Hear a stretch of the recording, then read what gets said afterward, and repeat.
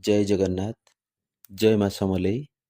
आसन्तु प्रिय दर्शक बंधु, आज आमे जानिबा चक्रासन विषय। प्रथमे आसन उपरे सावधान भावरे ठिया हेबा।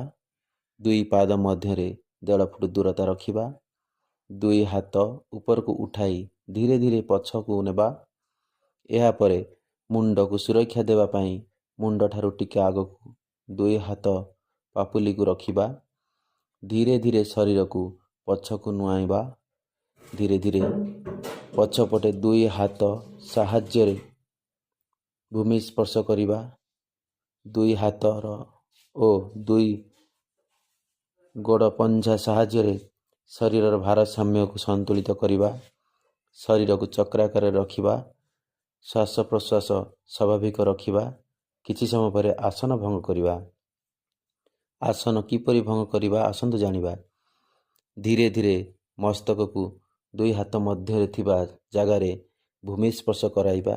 एहा परे अंटा को धीरे करी तलकू आनिबा।